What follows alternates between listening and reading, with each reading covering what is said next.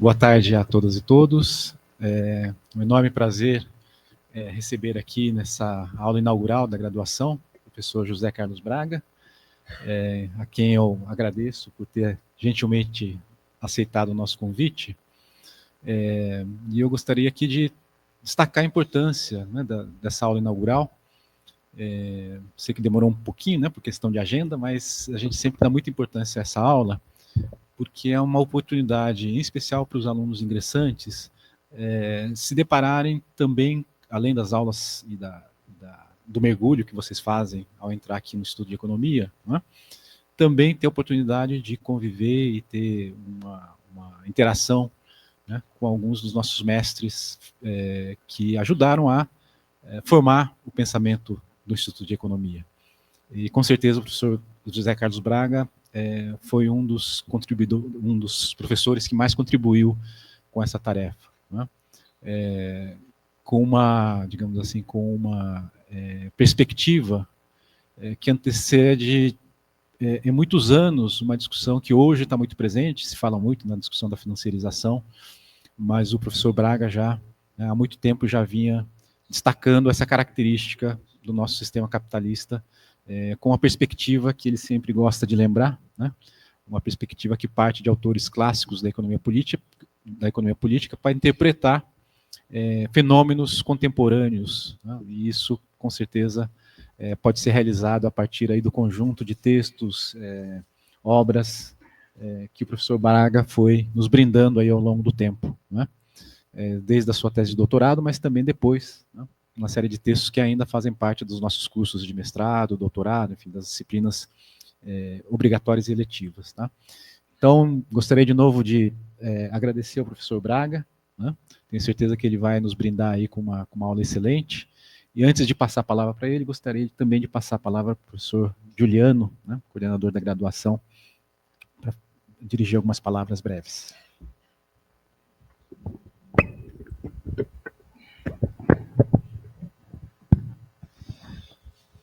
Bom, muito boa tarde a todas e todos. Agradeço muito a presença aqui de cada um de vocês. A gente procurou, no âmbito da coordenação, da comissão de graduação, junto com a direção, organizar esse evento, né? E retomar esse circuito, vamos dizer assim, das aulas magnas, né? Que tem a sua importância bastante já estabelecida aqui no nosso instituto, né? Inclusive como uma espécie de boas-vindas acadêmicas, né? aos ingressantes, mas uma aula dirigida de uma maneira geral a toda a comunidade, não se restringindo àqueles que estão ingressando, ainda que, enfim, com especial destaque aos ingressantes, né? Inclusive trazendo aqui nomes, personalidades que passaram pelo Instituto, estão ainda muito presentes em nosso Instituto, seja participando de atividades, seja como referências bibliográficas, né, nas diferentes disciplinas, nos diferentes cursos, mas que no momento, algumas delas, o professor Braga, por exemplo, já está na condição de aposentado, vocês não teriam, vamos dizer assim, condição de um contato diário, vamos dizer assim, né? Então, a ideia também foi um pouco nesse sentido, né? De trazer aqui o professor Braga, assim como outros nomes da geração do professor Braga, para que vocês tenham contato também, né? Com essas pessoas, esses professores que marcaram muito, né, o nosso instituto, cada um de nós, tá? O professor Braga, como foi já adiantado pelo professor Célio, cumpriu um papel muito destacado na discussão sobre sistema internacional, sistema financeiro e financeirização da riqueza enquanto padrão sistêmico de riqueza no capitalismo contemporâneo, o que culminou, inclusive, com a publicação deste livro aqui, Temporalidade da Riqueza, a Teoria da Dinâmica e Financiarização do Capitalismo, que eu recomendo muito fortemente a todos vocês, tá? Que foi, de certa forma, um produto da tese de doutorado do professor Braga, foi defendida aqui em 85, né? Mas também um produto de reflexões que persistiram ao longo do tempo, desde a sua tese de doutorado. Inclusive, o livro contou com o prefácio do professor Beluso, onde ele afirma, o professor Beluso, dois grandes intérpretes do capitalismo e de suas leis de movimento, Keynes e Marx, começam recusando a ontologia atomista. Página 13, tá? E eu, no caso o professor Beluso, não estaria cometendo uma impropriedade se afirmasse que o professor Braga nos oferece uma ontologia do econômico a partir de Marx, Keynes, Kalecki e talvez Schumpeter. Inclusive, eu vou gentilmente aqui pedir para o professor, quando da sua exposição, também comentasse, fizesse alguns comentários à luz aqui dessa passagem, tá? Então, não vou me estender ainda mais, vou passar aqui a palavra ao professor Braga. Aproveitem. Muito obrigado a todos.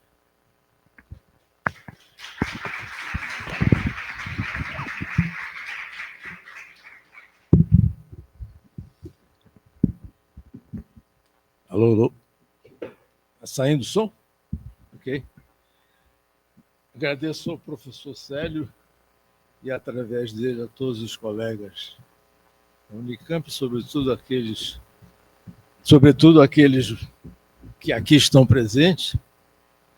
Agradeço ao professor Juliano, como coordenador, o convite e a parceria que nós temos tido ao longo dos anos.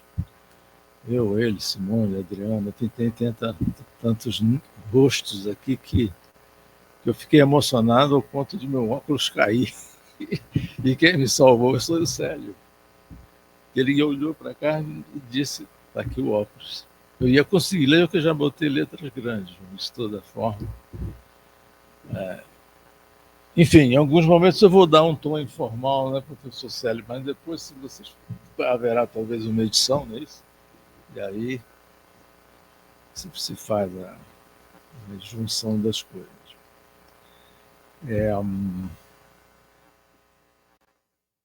Gostaria também de dizer que, na montagem dessa aula, eu senti muita responsabilidade, porque, na verdade, se trata de, creio que muitos aqui, que aqui estão hoje, são alunos que recém-ingressaram na universidade.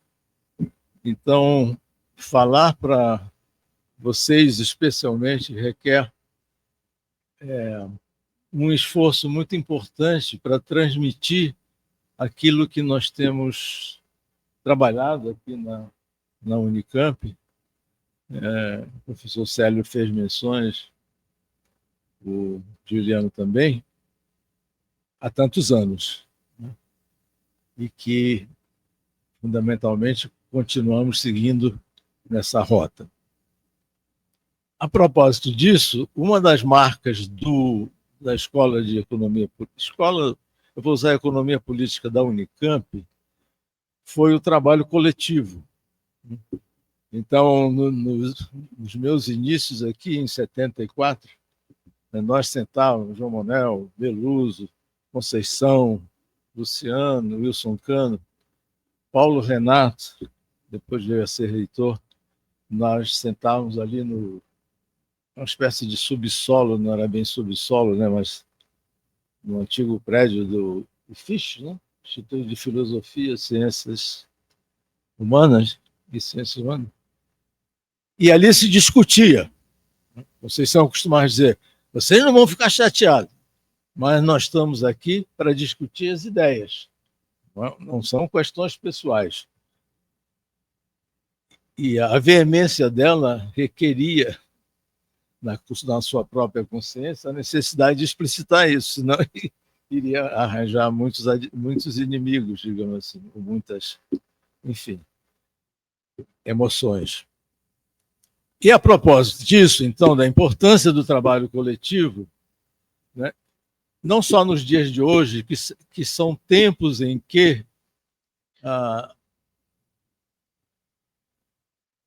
o avanço do capitalismo desregulado, desde algumas décadas atrás, daqui a pouco a gente fala sobre isso, os indivíduos vão incorporando uma questão competitiva, individualista, narcisa, e isso passa a ser um fenômeno não só de personagens aqui, lá, acolá, mas passa a permear a sociedade e ser, portanto, uma fonte de não só de tensão entre as pessoas, como me disse certa vez o Frederico Mazzucchelli, também ex-professor daqui, é preciso que haja gentileza. Então, na linha desse trabalho coletivo, eu, quando fui montar, eu pedi que alguns ex-alunos meus, hoje professores da casa, 2 deles pelo menos, me ajudassem a montar esse texto. De modo que esse texto sobre o qual eu vou trabalhar, ele é fruto de um trabalho coletivo. O Juliano me ajudou bastante com ideias, com sugestões. O professor Alex Williams também.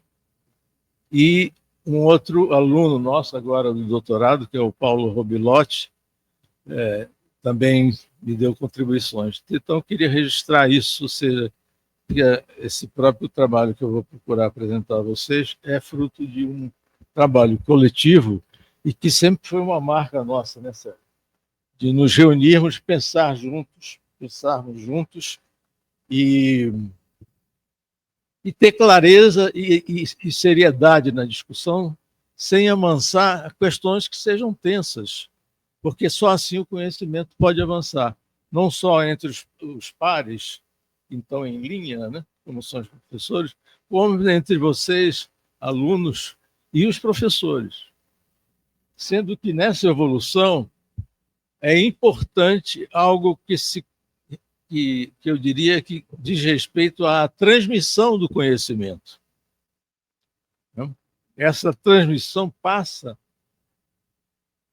também por um fortalecimento desse conjunto de alunos num debate em torno das ideias, e que eu saiba, o professor Célio tem procurado montar seminários nessa direção, e os outros colegas também, de tal maneira que assim possa avançar o conhecimento, né? E o conhecimento só avança quando há veemência, seriedade e respeito nas discussões.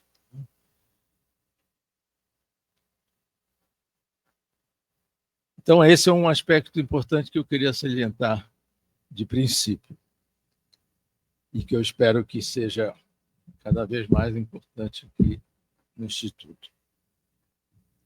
Agora, passando propriamente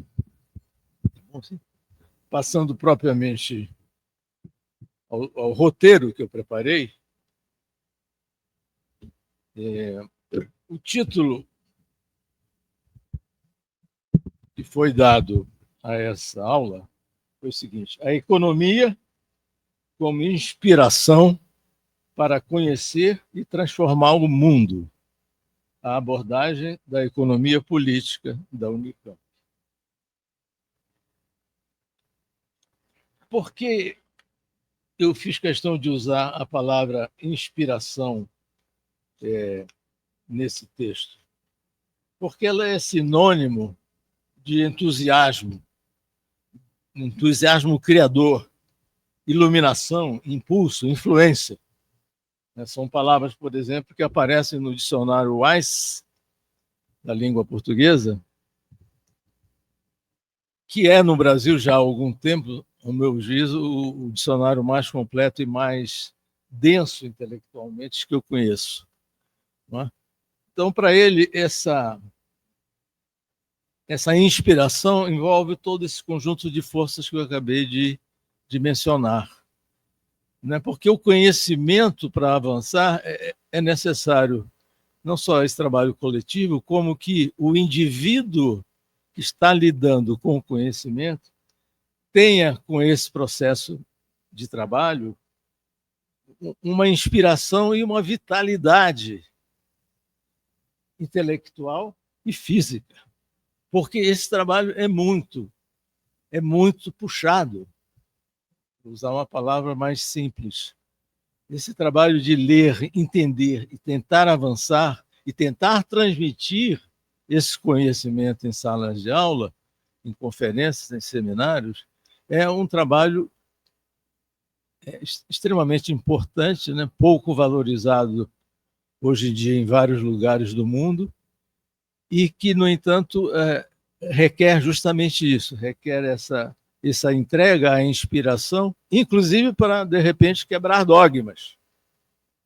Né? Porque faz parte do avanço do conhecimento, essa é uma outra marca da economia política da Unicamp, não vou ficar repetindo esse termo longo, né? Economia política que nós fazemos aqui. Né? Começamos lá atrás, com o grupo dos pais fundadores, depois veio a segunda geração, da qual eu faço parte. Então, essa economia política, é isso que vamos avançando agora nesse processo, ela tem características muito, não diria especiais, mas tem uma característica que é muito da Unicamp, do Instituto de Economia, antigo DEP, etc., da Unicamp. E isso já foi comentado por vários visitantes que vieram a essa escola, estrangeiros, né, da França, dos Estados Unidos e de outros lugares do mundo, sendo que eu me lembro de uma conversa com Robert Gutmann, que é um excelente professor, já esteve aqui na casa e produziu vários livros importantes, e ele me perguntou como é que você... Mas isso já há muitos anos atrás, né? Anos 90. Perguntou como é que vocês conseguem manter essa unidade no sentido de grupos que vão, né, se renovando, mas ao mesmo tempo mantendo uma certa tradição e, inclusive, criticando quando necessário se faz conceitos, ideias, hipóteses, etc. Criticando, inclusive, os grandes autores, que sempre foram considerados nesta casa. Ultimamente eu tenho repetido muito, porque eu me lembro muito do Wilson Cano. Quando eu cheguei aqui, eu conheci, a Conceição me deu umas dicas de como fazer interlocução com o Wilson Cano, ele falava assim, a casa, né? Até uma vez houve uma brincadeira, acho que o professor Novaes dizia, mas a casa não pensa. Mas o Wilson dizia isso com carinho, a meu juízo, para, né, se referir ao conjunto das pessoas. Então, tem essa questão, né, quer dizer, de uma sobrevivência num mundo em que esse pensamento mais de economia política mesmo não tem avançado, ao contrário, tem regredido, né, em vários lugares do mundo, que está sendo tomado pela economia do mainstream, né, a economia mais ensinada no mundo inteiro, de origem neoclássica, e que trabalha com os modelos de equilíbrio geral, etc. e tal. Né? Então,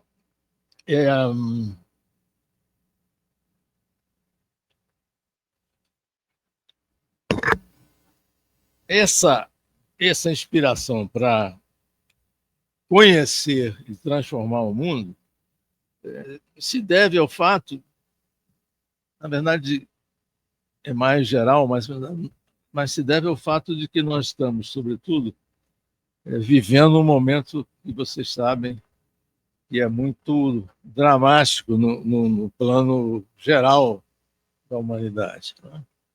Há cientistas políticos de respeito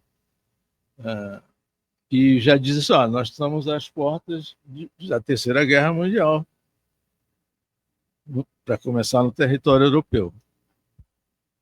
Um dos sujeitos que tem escrito e falado sobre isso é o Zé Luiz Fiore, que foi formado junto com essa turma que veio do Chile para pertencer ao Unicamp, mas ele foi para o UFRJ. Então,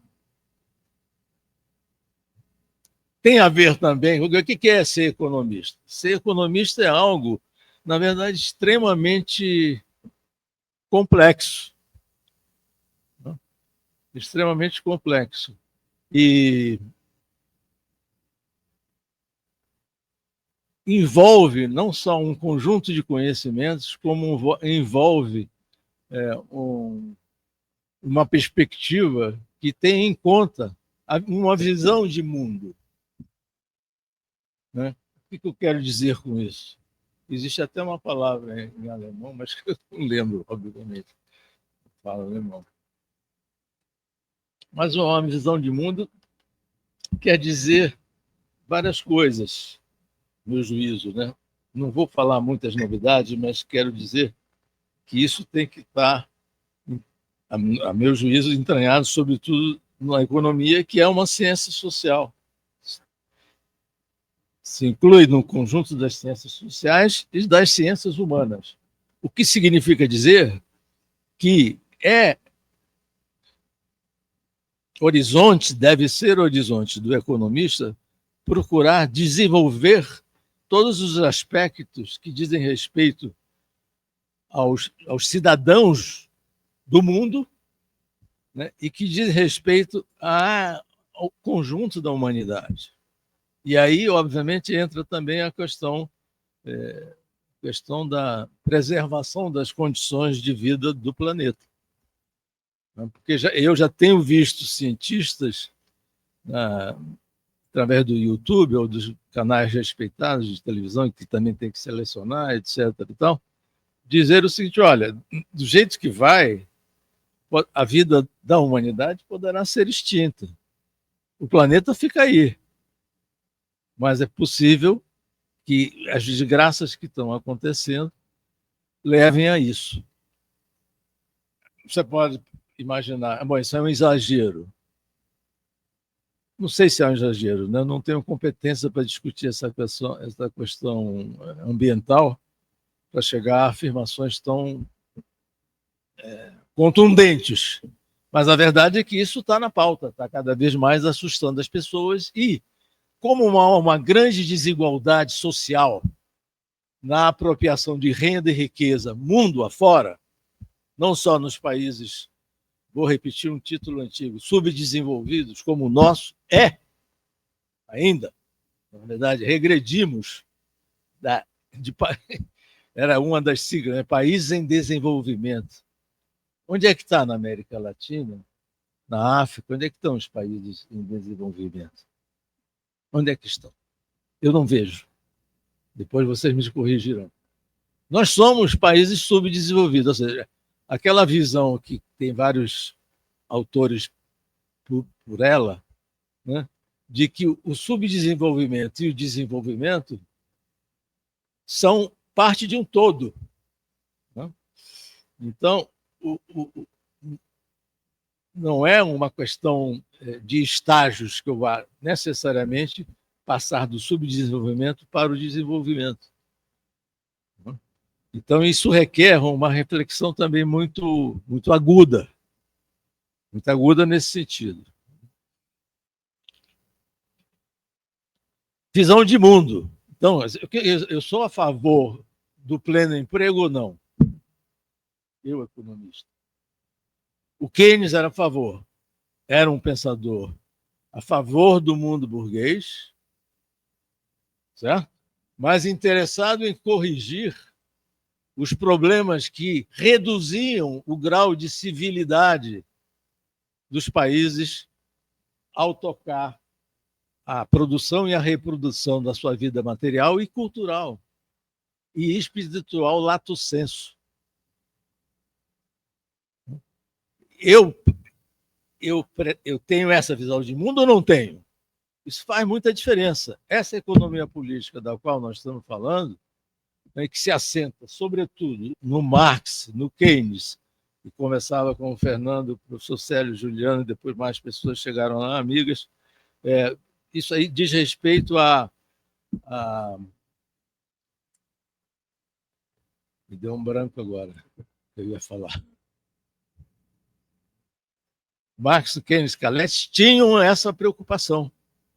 A palavra pleno emprego está no texto, está no livro da Câmara, no título do livro do Keynes, né? Teoria geral do emprego, juros e da moeda. Qual é a visão de mundo que eu tenho a propósito do papel da apropriação de renda e da riqueza? Eu sou a favor de um mundo em que haja políticas econômicas e sociais que produzam isso, que produzam uma distribuição de renda e da riqueza mais igualitária, ou não? Quando se trata de política econômica, eu tenho consciência ou não de que, ao fazer uma política econômica, eu estou simultaneamente determinando uma política social. Não é possível haver divisão. Então, os governos que não conseguem fazer isso, montar uma política econômica que seja simultaneamente uma política social, né? Os governos que não conseguem fazer isso tentam resolver através de soluções parciais, localizadas, etc., que eu creio que vocês me entendem. Inclusive, todos os governos progressistas brasileiros dos últimos anos não foram capazes de fazer essa articulação firme entre política econômica e política social. Na minha opinião. Houve esforços em alguns desses governos progressistas? Sim, mas foram esforços localizados aqui e acolá. Um esforço conjunto, política social, política econômica, política social, creio que vocês entendem. É a questão do salário mínimo, é a questão da previdência social, que tem rombo, mas as dívidas do setor das empresas com a previdência já resolveria o problema. Então, isso está na minha visão de mundo ou não está? E isso faz parte de uma preocupação com o arcabouço teórico com que você vai trabalhar.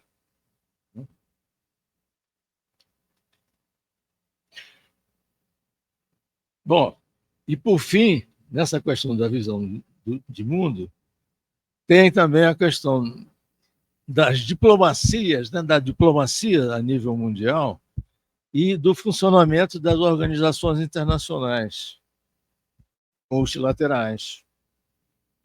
A ONU, né, a Organização das Nações Unidas, está desmoralizada há muito tempo. Mas vamos citar um exemplo só, para relembrar vocês.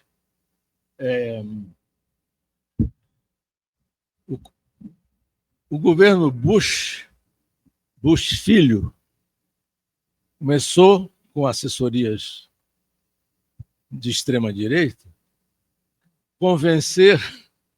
querer convencer que havia bomba atômica no Iraque. Tá certo? O que eu estiver falando de errado, vocês me corrijam. Professor Célio, professor Juliano, Simone, Fernando. E o Conselho da ONU vetou, ou não vetou, nem lembro mais, mas o fato é que ele foi lá e invadiu o Iraque. Certo? E as consequências, não só para os países mais envolvidos no conflito, como as consequências mundiais, foram muito graves. Então, esses organismos internacionais estão todos também se esmiuçando. É ridículo, eu não aguento mais ver o presidente da ONU falando do que está acontecendo no conflito entre os palestinos e os israelenses. Isso está na minha preocupação de mundo, trabalhar para que possa a política econômica, a política social, o conhecimento da sociedade contribuir para um mundo mais pacificado ou não? Ou para mim, se tiver que ter guerra, tem, sempre houve. Né? Sempre houve. Política econômica. Eu vou fazer uma política de arrocho econômico para produzir como é que chama? Uma austeridade fiscal e um equilíbrio fiscal, quando eu sei que tem pessoas morrendo de fome, lotando as cidades. São Paulo, não sei se vou citar o número certo, parece que na cidade de São Paulo, não sei se Simone ouviu isso, algum de vocês ouviu, 100 mil pessoas, acho que é na cidade de São Paulo, 100 mil pessoas morando em rua. Faz parte da minha preocupação de mundo e, como economista, considerar essa questão, escrever sobre isso, falar sobre isso, protestar contra isso ou não. Então, é isso que eu quis falar nesse capítulo, esse tópico, de que nós não só precisamos dominar digamos, vou usar uma palavra meio complicada, mas as técnicas de análise econômica, como combinar isso com uma visão de mundo.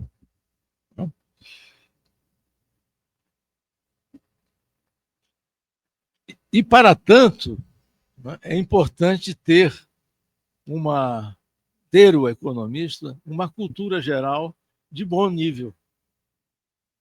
Não basta saber uma parte importante da matemática, não precisa ser uma matemática sofisticada, porque, como vocês sabem, não vou dizer nada de novo, talvez só mais para os mais jovens, a economia do mainstream, a economia praticada pelos economistas mais tradicionais, né? E que acreditam num mundo de equilíbrio geral, o homo econômicos, etc. e tal, para eles essa questão não se coloca. Né? Já, no nosso caso, sim. E vocês, agora, sobretudo para os jovens que estão ingressando aqui, eu vou ler aqui um texto que os professores, meus colegas aqui, conhecem bastante, que é o seguinte: quando eu estava preparando essa conferência aqui, eu me lembrei de que o Keynes tinha escrito algo sobre quais são os instrumentos de trabalho, digamos assim, entre aspas, quais são as qualidades que um economista precisa ter. Aí, conversando com o Paulo Robilotti, que eu já citei no início, e que está aqui presente, chegou atrasado, mas isso ele faz muitas vezes, já me deu vários canos. Mas, enfim, mas agora ele está aqui, ele falou, não, Braga, isso está no... Não, aliás, não foi ele, foi o Alex. Eu já estava misturando estações. Não, o Robilotti me deu outras dicas muito importantes, em conversas e em áudios, muito importantes. Mas o Alex, ele, na hora, ele tem um negócio de sintonia, né? Eu liguei, ele falou, Braga, isso está no... Você me falou, né? E aí eu respondi e o Alex me mandou. Né? Então, eu vou ler aqui para vocês, sobretudo para o Joyce. Olha só, uma tradução livre aqui de um texto em inglês. O economista deve possuir uma rara combinação de dons. Ele deve ser um matemático, aqui há um certo exagero, né, porque para fazer economia não precisa usar uma matemática muito complexa, como os físicos, os próprios matemáticos, os astrofísicos, etc., usam.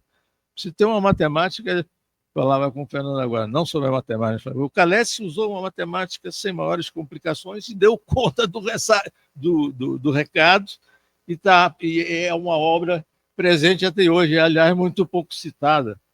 Eu conversava com o Fernando há pouco na sala do professor Célio. Citam Marx e Keynes, estou falando pessoal da economia política, né? E às vezes esquecem o Calesse. Vamos voltar ao Calesse. Mas então, o economista, seguindo com Keynes, tem que ter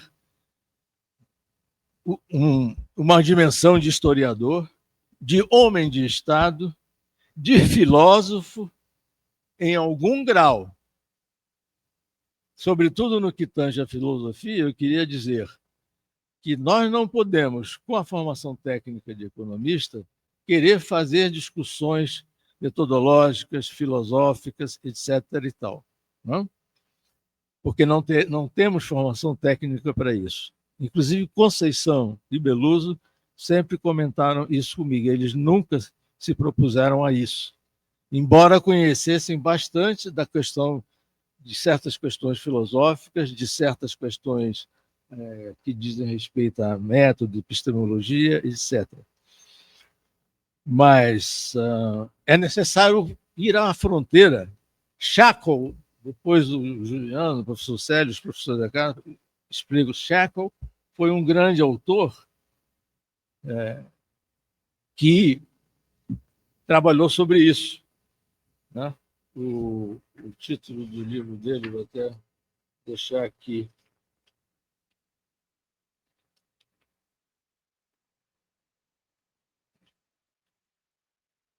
Shackle, Epistemics and Economics. É um livro fantástico que você não pode deixar de ler nessa direção que eu estava falando, né? Mas vou continuar aqui com essa citação. Ele, o economista, deve compreender símbolos e falar através de palavras. Ou seja, o que ele está dizendo aqui? Se comunique, né? Esclareça, não faz um discurso hermético, né?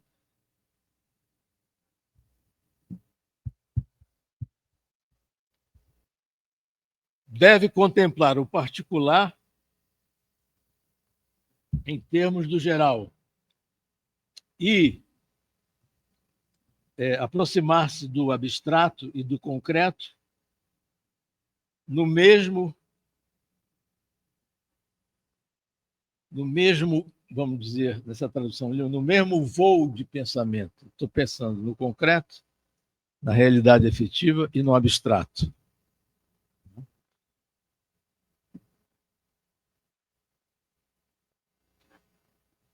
Ele deve estudar o presente à luz do passado, para os propósitos do futuro.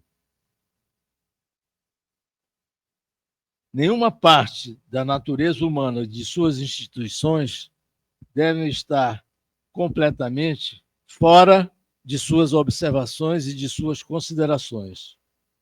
Ele deve ser capaz de propor, ser propositivo e desinteressado na mesma medida, assim como reservado e incorruptível como um artista. E, em alguns momentos, perto, com os pés no chão, digamos, numa tradução para um português mais simples, como um político. Ou seja, como um político que tem que ter uma coisa reservada, incorruptível, assim como um artista.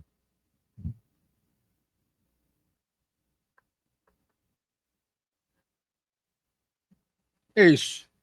Sobre o Keynes é isso. Bom.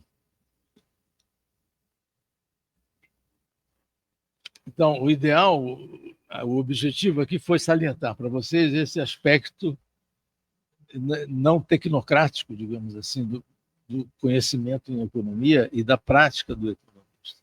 Você vê que é uma responsabilidade que ele entende muito grande. E daí o papel que ele teve na tentativa de escrever e propor reformas e transformações no capitalismo desregulado.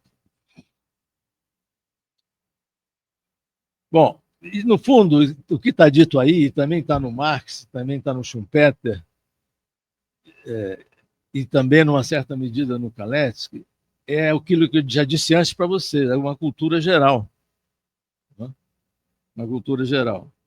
E aí, me ocorreu o seguinte, eu estava lendo o último livro do José Luiz Fiore, Teoria do Poder Global, e me deparei com uma citação que ele faz do Maquiavel. Os mais jovens que eventualmente não saibam, Maquiavel foi autor de muitas obras importantes. Ele viveu no período entre 1469 e 1527. É um italiano, filósofo e historiador.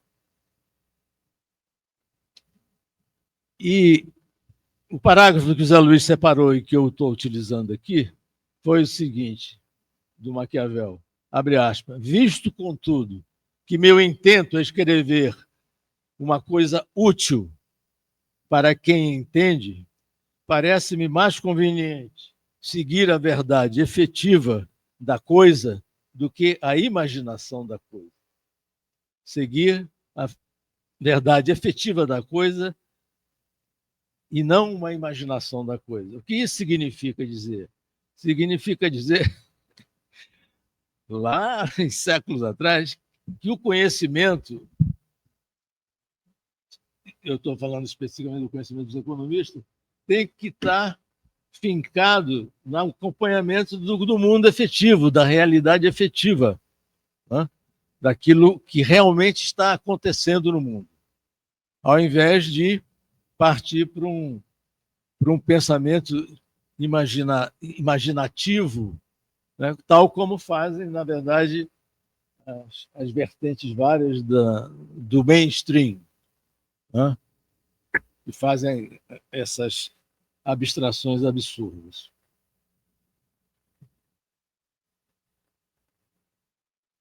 Muito bem.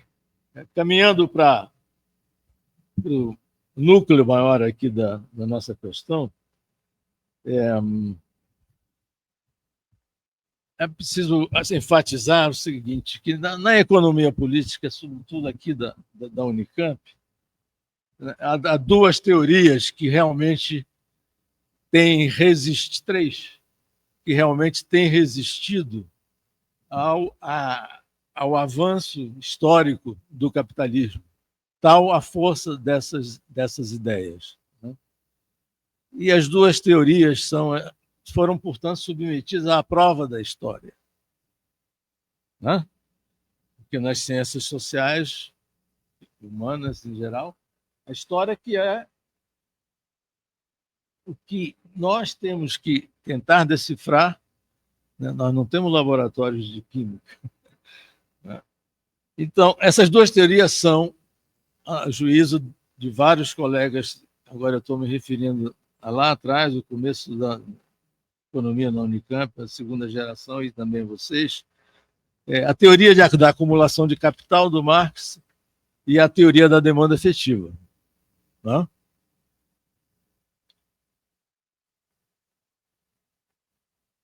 Então, nessa teoria da acumulação de capital do Marx, o que é fundamental reter é que ela é um processo na qual o sujeito desse processo é o próprio capital. Então, ao ser assim, é a compreensão da estrutura que vai sendo montada nesse processo do sujeito como capital o que deve estar no centro da análise, né? E a dinâmica desse sistema, nessa visão, é uma dinâmica marcada por expansões e crises, e não há autorregulação capaz de resolver as crises, né? Ou seja, não há mecanismo de ciclos automáticos. Há a noção de crise, e isso está presente no Marx, isso está presente no Keynes, isso está presente no Kalecki, e no Schumpeter, não. Por isso, quando o Juliano leu o texto do Beloso sobre o meu trabalho no Temporalidade da Riqueza, ele disse montar uma ontologia do econômico através do Keynes, do Marx, do Kalecki e talvez do Schumpeter.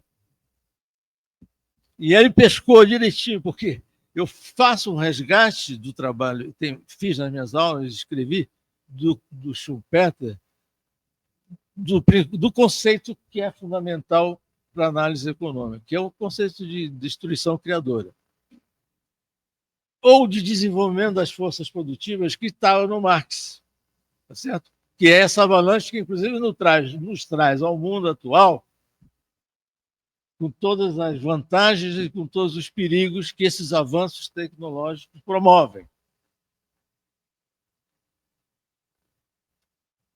Não é? Então,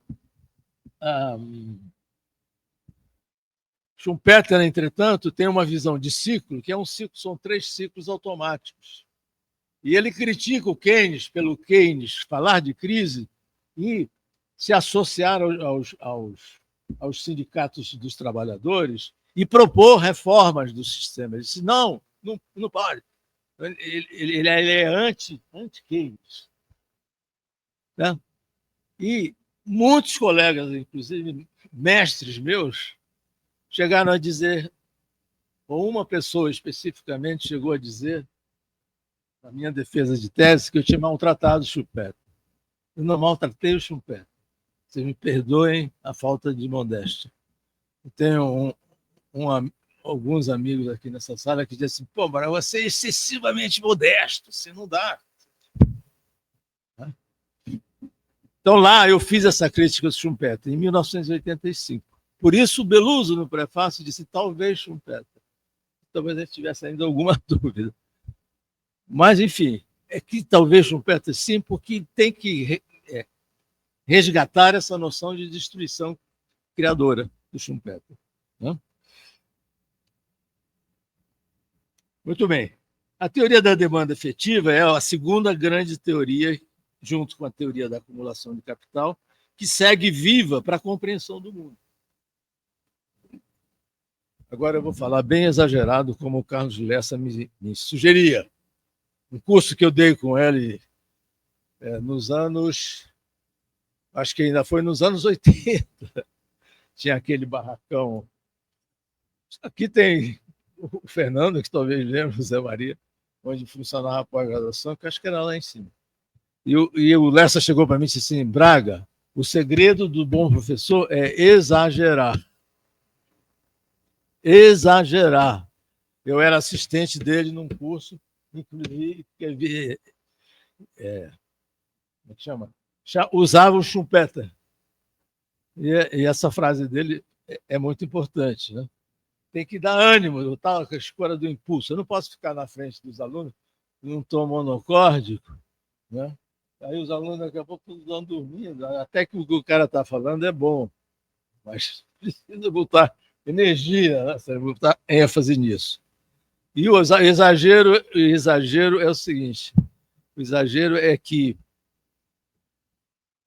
na verdade, o Schumpeter não faz parte dos grandes conceitos, dos principais conceitos e categorias que fazem parte da análise da economia política da Unicamp. Só parte do Schumpeter vale resgatar, até porque, e vale ler,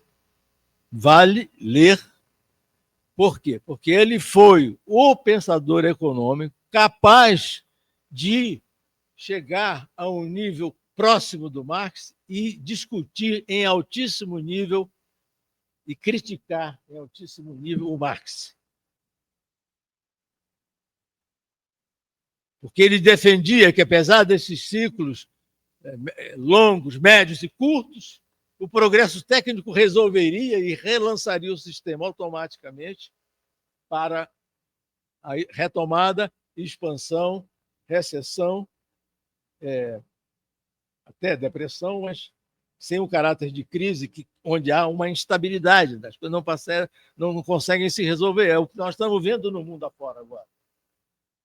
Não é que a economia capitalista está indo para o seu fim, como alguns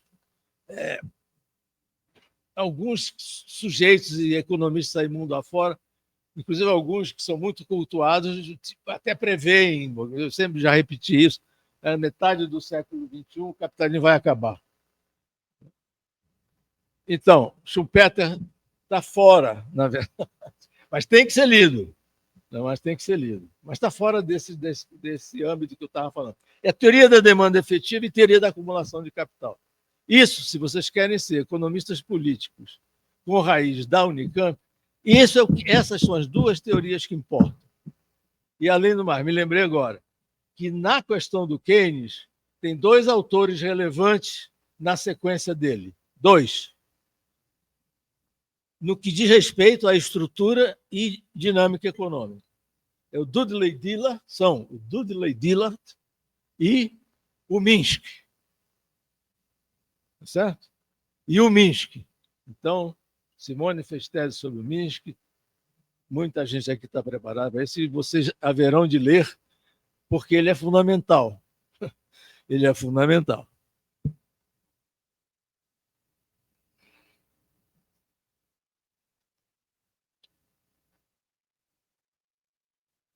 Na teoria da demanda efetiva do Keynes e do Kalecki,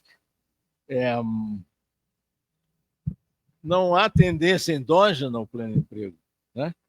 Então, a economia, e aí tem mais, aqui uma coisa fundamental, né? A economia empresarial, como chamava o Keynes, ela é uma economia monetária da produção, né? Quer dizer, a economia capitalista não é aquilo que o mundo neoclássico diz, que as empresas têm que maximizar o produto, que o homo econômico tem que maximizar a sua satisfação.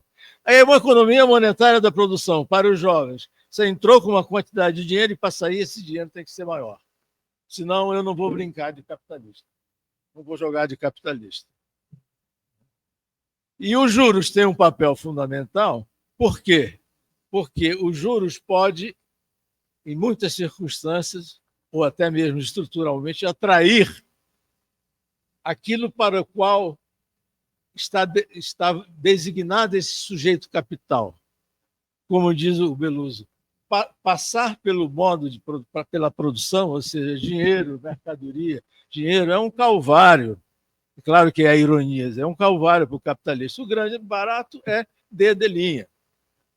Ou seja, é o dinheiro engendrando dinheiro, que é o que tem acontecido no mundo já há algum tempo, mas com características, inclusive, que vão se transformando ao longo do tempo e portanto, preciso analisá-las.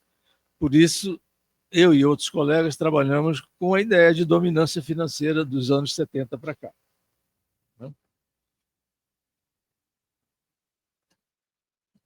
O Kalecki, vou acelerar aqui, porque eu vejo que estou tomando muito tempo. O Kalecki escreve simultaneamente, como sabem os colegas aqui, os alunos vão saber em breve. Ele tem a genialidade de dizer, em poucas palavras, a essência da dinâmica capitalista. Quando ele diz, uma frase conhecida dos colegas que estão aqui, os gastos capitalistas em investimento e consumo determinam o lucro e a renda nacional, dada a distribuição de renda. Os esquemas marxistas de reprodução e a economia moderna é um texto do Kalecki que, a meu juízo, sintetiza o pensamento dele de maneira brilhante e como um seguidor genuíno do Marx.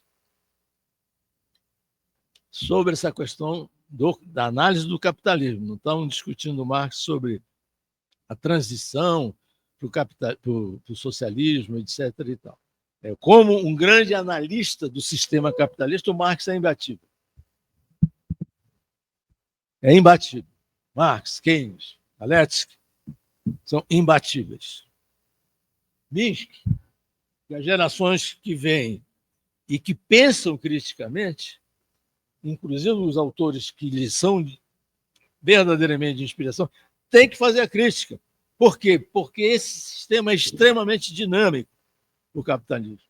Eu costumo comentar com os colegas quando estamos vendo, e como a Conceição dizia, o Braguinha, esse sistema é tão dinâmico, dominado pelo capital, o capital como sujeito, que muitas vezes nós só nos damos conta do que se transformou no mundo ex post. A gente olha para trás, para a história, e consegue ir decifrando alguns aspectos. Por isso, a ideia que eu puxei lá do Maquiavel, do senhor citou, tem que olhar o mundo tal como ele está. Não posso querer ter preconceitos com conceitos e categorias e encaixar, fazer com que a realidade se encaixe. Conceitos e categorias são os nossos instrumentos de trabalho. Eu sempre me lembro do professor Fernando Novaes, tenho citado muito isso, estava numa tese, o sujeito falava em modelos, e o Fernando Novaes fazia perguntas, o cara respondia com os modelos matemáticos, não sei das quantas, e tal. Aí o Fernando parou e disse assim: ô cidadão, nós trabalhamos com conceitos e categorias, não com modelos. Hã?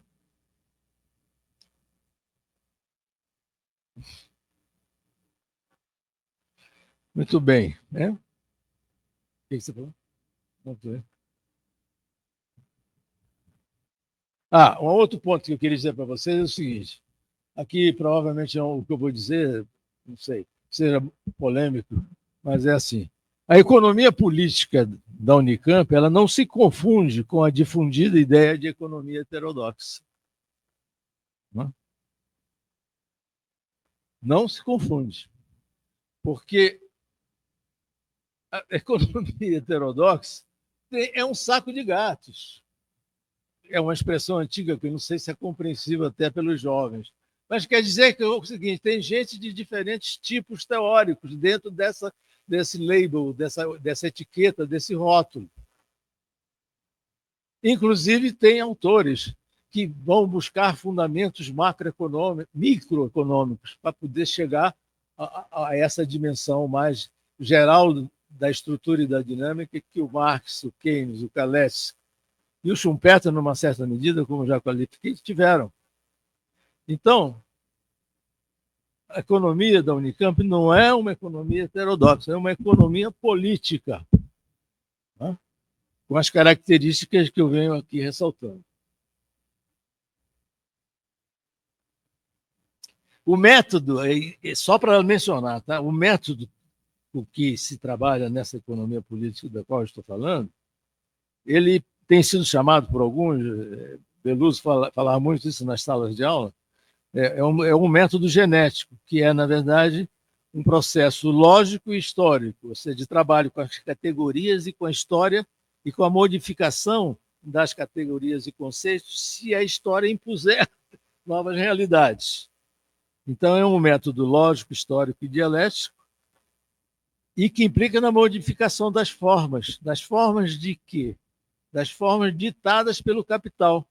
Formas no processo produtivo, agora, essa revolução industrial 4.0, etc. e tal, né? E as mudanças financeiras que estão em curso, etc. etc. Né? No pensamento do Marx, há situações em que existe uma coisa dialética mesmo, em que, na verdade, não são oposições de A com B, sendo que A e B permanecem. Que, até onde eu saiba, com um pouco de filosofia que sei, é uma posição na qual A e B permanecem, ainda que estejam em oposição. Para o Marx, e veio de Hegel, a contradição ela envolve a negação de A por B. Né? Então, no capitalismo, para o Marx, o trabalho ia inovando de maneira avassaladora, o capital vai inovando ao longo da história avassaladoramente e desqualificando e negando o trabalho vivo e, portanto, negando emprego. E é assim mesmo, porque é preciso desenvolver as forças produtivas, as capacidades tecnológicas, etc., etc. Mas o tempo livre, já que não tem trabalho, não tem emprego, vira o quê? Vira desemprego estrutural. Ou vira o quê? Empreendedorismo. Porra, legal, empreendedorismo. Que ideia fantástica, não? Que está girando o mundo afora e agora aqui no Brasil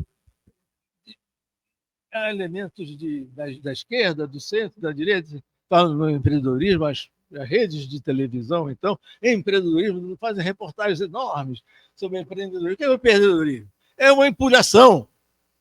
É uma empulhação.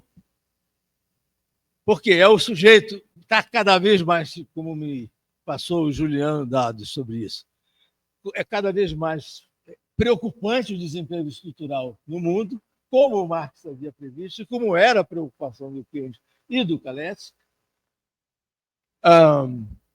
E não tem... Como é que é? Está negando o trabalho, objetivamente. E olha só, qual é a ironia? Ironia dramática. O trabalho é a origem social e histórica da valorização do capital. Mas no processo, por isso é dialético, lógico e dialético, no processo o capital vai negando o trabalho. Empreendedorismo, chega o sujeito lá, né, tem uma poupança pequena, pega o FGTS dele, que está desempregado, sem justa causa, vai e monta uma quitanda. Empreendedorismo. Daí a 6 meses ele está falido. E aí? O que vai acontecer com ele? Mas tem empreendedores que são exitosos? Tem, mas são pontuais. Isso não é uma solução socialmente válida.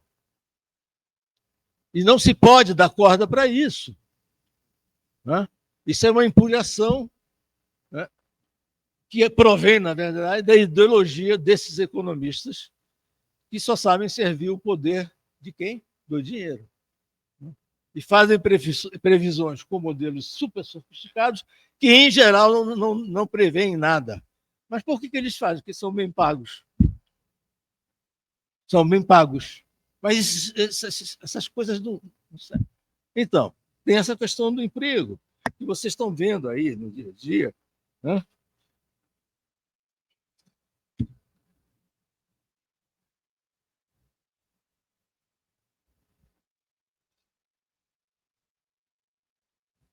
Há quanto tempo eu estou falando já? O Juliano aqui está. 45? Então, se eles tiverem paciência, eu vou sacando a paciência deles e conforme for, eu já encerro. Isso, por exemplo, tem que editar. Reforçar o seguinte, para os jovens, sobretudo, não tem adesão a dogmas e não tem adesão automática e necessariamente àquilo que os professores falam em sala de aula. As vossas inteligências têm que estar ativas para pensar, julgar efetivamente. E, se necessário for, levanta o dedo e fala. Não, isso aqui que você está falando não está legal. Ou escreve um artigo, olha, não estou concordando. Eu levei várias broncas da minha mestra Conceição, mestra que virou amiga, que partiu recentemente, 2024, né, Simone? Fernando. Besteira! Né? Depois, ô Braguinha, aquele dedo que você levantou foi importante, porque você tinha razão. Então, não tem que ter temor em discordar de quem quer que seja. Não posso criticar o Marx? Claro que pode e deve, porque o Marx escreveu no século XIX. Né? Qual foi o período de vida dele aqui? 1813, 1818, morreu em 1883, o Keynes nasceu em 1833, ano em que o Marx faleceu, e o Keynes faleceu em Eu tenho aqui o dado depois. Deixa eu ver se só uma curiosidade, né? 46. Estava com 63 anos. Então, não tem essa história de dogma, né? Porque tem muito marxismo aí que é um marxismo religioso. Assim como tem keynesianismo, né? Então, cita-se fulano, cita-se ciclano. Não. Para avançar o conhecimento, é preciso que as novas gerações questionem, né? E façam com que, inclusive, os velhos professores, como eu sou hoje, seja das antigas, já fui um jovem professor, como é o Alex, por exemplo, mesmo que tenha sem cabelo, né? O Juliano e tal. Então, isso é muito importante, tá certo? É assim que o conhecimento avança, nessa espécie de rebeldia contra posições apologéticas, etc. E tal. né?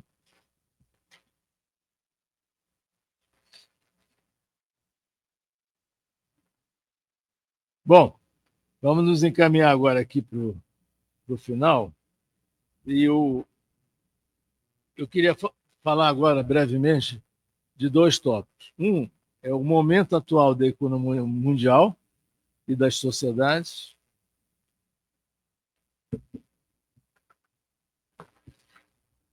E o outro é sobre a situação nacional / internacional do Brasil. É óbvio que esses dois temas precisariam de muitas horas para ser discutidos, mas eu vou sintetizar, né? Na questão do momento atual da economia mundial, muitos dos colegas que estão aqui sabem até mais do que eu, estão mais na ativa do que eu. Eu tenho lido economia, sigo acompanhando, mas tenho lido muito romance e tenho visto muitos filmes bons. Aliás, eu trouxe um livro, porque aquela história de cultura geral que o Keynes falou, né, passa pelo cinema. Porque o cinema foi possível. Por quê? Porque em algum momento da história da humanidade, lá pelo século XIX, começou a Revolução Industrial, né? E de lá, vários acontecimentos importantes. Inclusive, daqui a pouco eu vou querer ler um trecho do Deleuze e coisas que o Luciano falou.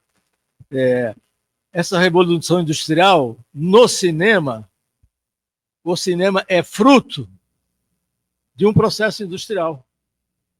Então, esse autor aqui, que eu até indiquei para o Alex, que é um dos cinéfilos, é um filme, José Lino Grunwald, já faleceu, grande intelectual brasileiro, pouco citado.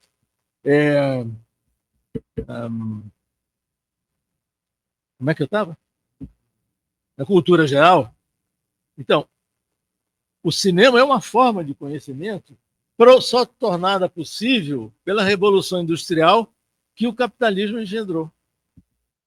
Mas o que fizeram as forças progressistas e geniais do cinema? Tornaram o cinema realmente uma arte. Aí o pessoal disse, é a sétima arte. O Zé Lino Grunwald não fala dessa forma, né? O Zé Lino Grunwald, se vocês me permitem, uma pequena fala, uma pequena leitura aqui. Vamos ver aqui.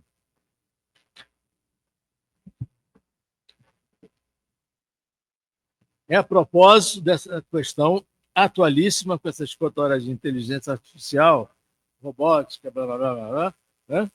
Que diz o seguinte: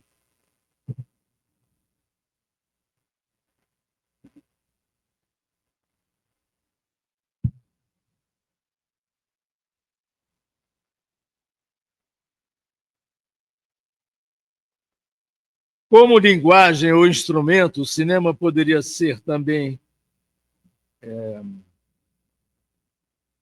considerado como forma industrial de criação e também como foi de administração. Mas, se é a primeira forma de criação industrial, no jogo eterno da imaginação formativa, nós vamos chamá-lo de sétima arte. Não vamos chamá-lo, perdão. A história de sétima arte é uma terminologia péssima para o cinema. Não é sétima arte. Aliás, eu sempre me perguntei, já tinha lido os anos, tinha me esquecido, que ele propõe. Ele disse, não é isso. O que trata é o seguinte: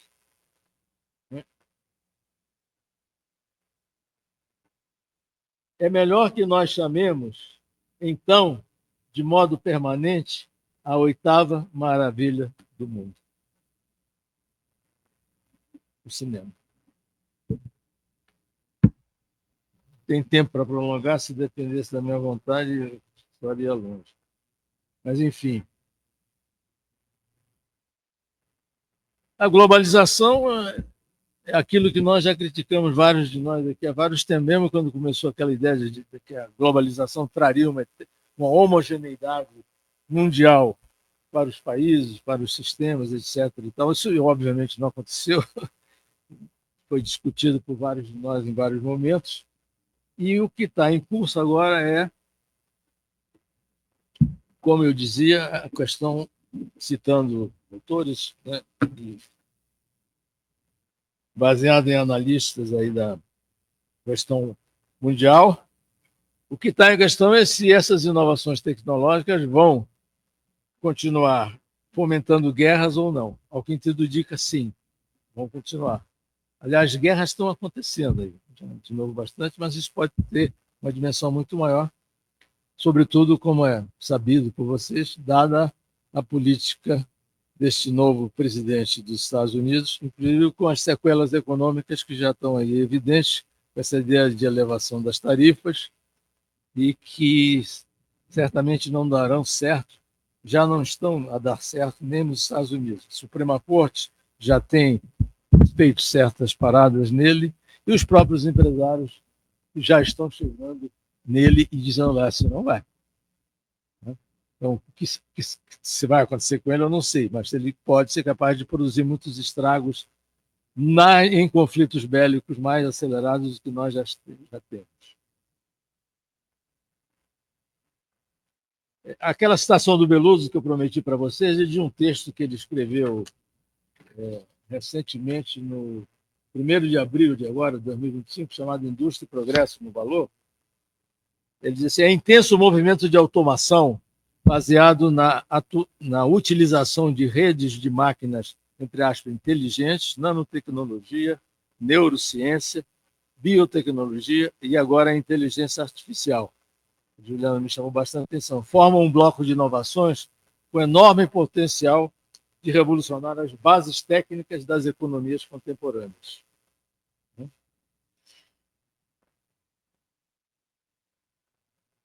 Isso, há uma intensificação da introdução de métodos industriais na agricultura e nos serviços, promovendo o que convencionamos qualificar de hiperindustrialização. E aí, enfim, baseado nos algoritmos, modelos de linguagem mais recentes, etc., como chamou a atenção o Juliano para mim.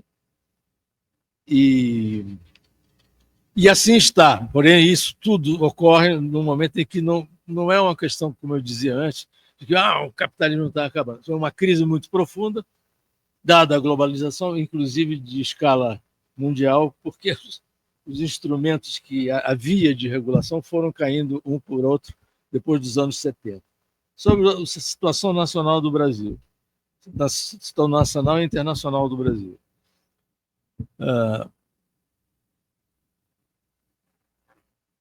Eu tenho um pessimismo analítico sobre isso, e, de novo, me permitam citar Maria da Conceição Tavares, se a análise é pessimista, ela tem que ser posta.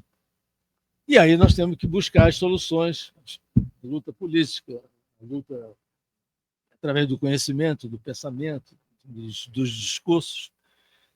E a verdade é que nós estamos numa regressão estrutural no Brasil há muitos anos. Quando é que foi feito o último Plano Nacional de Desenvolvimento? Os professores sabem, algum dos alunos sabe? Aliás, quem ouviu, talvez dos jovens alunos, a palavra planejamento nas salas de aula? Lembro do tempo que eu estava na ativa. Isso já faz tempo. Planejamento sumiu.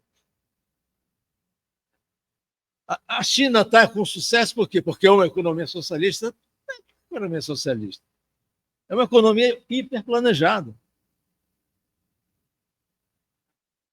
pelo Partido Comunista Chinês, pela estrutura estatal chinesa, né, que planeja, articula com o setor privado, né, faz as negociações com o setor privado. Não, no limite eles estão, tem que fazer desse jeito.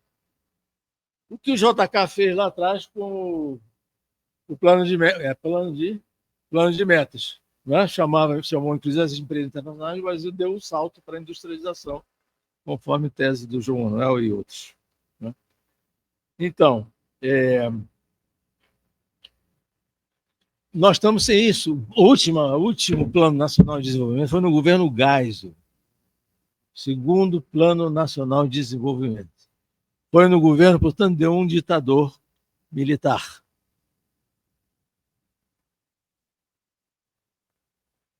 eu suponho que a maioria dos presentes a maioria não seja a favor da ditadura.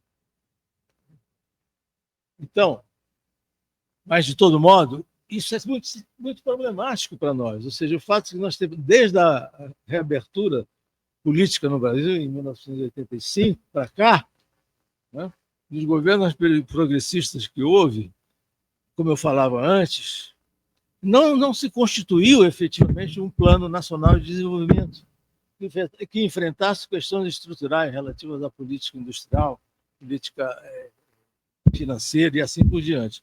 Então, estou dizendo que não é a questão só de querer quando está no poder, mas é que a correlação de forças que foi se montando no Brasil nos últimos tempos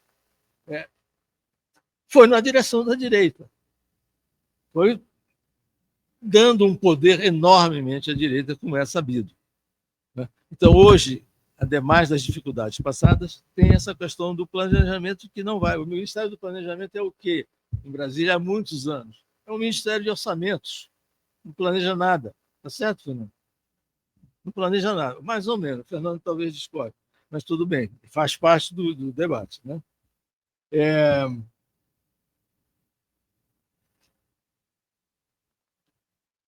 Então, é assim. E nós estamos hoje como? A tal estabilidade monetária prometida pelo Plano Real não aconteceu. Né? Então, é preciso ter presente isso. O que houve ali foi um controle da inflação. Mas a estabilidade monetária não foi conseguida. Em vários momentos, que não vou relatar, que estou caminhando para o fim, houve, inclusive, no próprio governo do Fernando Henrique Cardoso, recorrências ao Fundo Monetário Internacional, etc. O nosso lado positivo atual é que nós temos bastante. Eles têm 300 bilhões de dólares de reserva internacional, é isso? 350. Então, isso nos dá um fôlego, porque nós não somos uma moeda estável e não temos conversibilidade internacional. Então, é o que eu dizia nas minhas aulas aí nos tempos já próximos da aposentadoria. Se você chegar num restaurante em Nova York, em Paris, em Berlim, e quando vier a conta você puxar cruzeiros não. Para minha adolescência, cruzar reais, você vai preso. Né? Porque a moeda não tem conversibilidade. Mas esse estoque de reservas que está aí dá para segurar a barra, não vem uma crise cambial. Deixa eu falar. Né? Então, tem uma questão econômica complicada que envolve correlação de forças e que tem impedido essa correlação de forças que se progrida numa direção virtuosa econômica e socialmente no Brasil. A desigualdade social que existe no Brasil e no mundo, mas no Brasil e nos demais países subdesenvolvidos, é uma desigualdade insuportável. Insuportável. Aí volta. A economia é uma ciência moral. Então, eu não posso defender um procedimento fiscal se esse procedimento fiscal, na verdade, envolve mais sofrimento para os de baixo e a manutenção dos ganhos que sempre houve no escalão superior da hierarquia social. E, para concluir, nós estamos vivendo uma crise muito séria, que é o seguinte: o Estado brasileiro perdeu o poder sobre a violência. Vocês lembram que nós aprendemos ao longo dos tempos que os estados têm dois poderes dos quais ele não pode abrir mão. É o poder sobre a moeda, sobre o dinheiro, daí que o Banco Central tem que saber se mover legal, e o poder sobre a violência, e o poder sobre as armas. Então,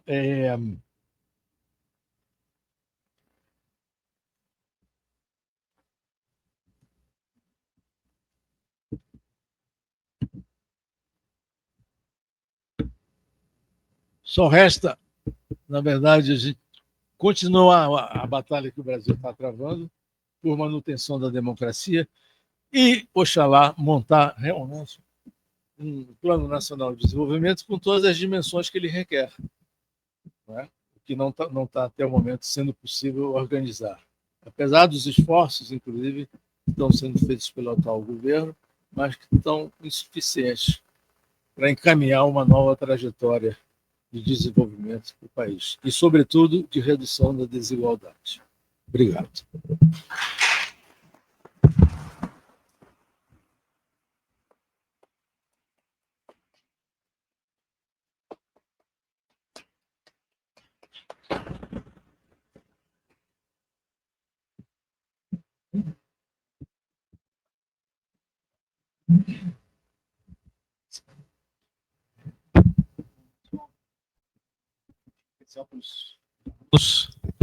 A gente vai abrir aqui um tempo muito curto para vocês, se quiserem fazerem questões aqui, professor Braga, tá? A gente tem um limite aqui de 4 horas, mas se vocês quiserem aproveitar essa oportunidade, fazendo questões ou perguntas, está aberto aí para os estudantes em especial.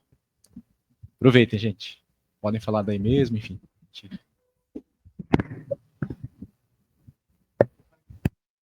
Quer falar no microfone? Acho que tá gravando, né? Se você quiser, tá?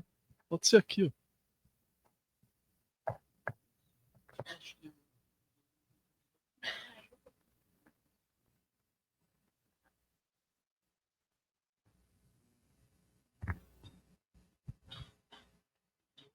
O cobertor que é curto, é o fio que é curto. Boa tarde, meu nome é Renato, sou ingressante agora de 2025. Eu anotei algumas palavras que o senhor falou durante a aula e pensei numa pergunta, eu acho que ela é sensível a alguns colegas meus ingressantes. O senhor comentou visão de mundo, ferramentas, conhecimento, futuro, e a sensação que eu tenho ao ingressar aqui, fico muito feliz de ingressar e conhecer todos que eu conheci, é de que passo a fazer parte de uma batalha que já vem acontecendo há um bom tempo. Inclusive, nas suas últimas palavras, você falou a palavra batalha, né? E eu sinto que a minha geração e a seguinte, eu sou um pouco mais velho que meus colegas, não tem perspectiva, né? E sem essa perspectiva, aquele entusiasmo que você citou é muito efêmero. Ele é um entusiasmo que morre quando a gente abre o celular em casa. Então, eu queria saber onde, como usar essas ferramentas e esse entusiasmo sem essa perspectiva ser tão óbvia, sabe? Sem esse entusiasmo ser tão natural. Porque ao olhar para o futuro, olhar para fora do país e olhar para dentro do país, parece que entrei num xadrez e o jogo já está rolando há um bom tempo e as peças já estão ganhas. Assim. Essa é a minha pergunta.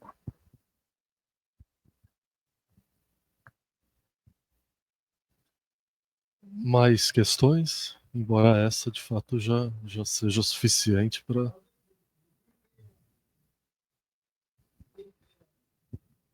Vergonha.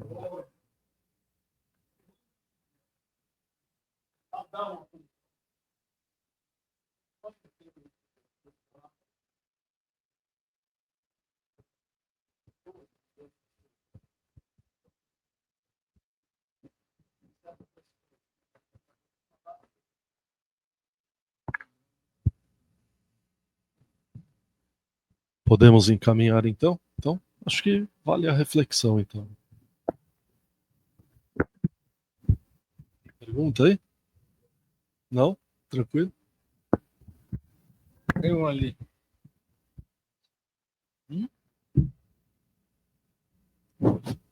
Tudo bem? Boa tarde, professor. Eu sou 024, Gabriel, aqui da Economia, 024. Uma questão que você comentou bem, essa tríplice de autores, né, Hayek, Marx e Keynes, principalmente, mas uma coisa que eu ouço, pelo menos, muito na sala de aula hoje em dia, é a questão do IE pensar numa chave de pluralidade. E a questão do quê? Desculpa, Gabriel. Pluralidade.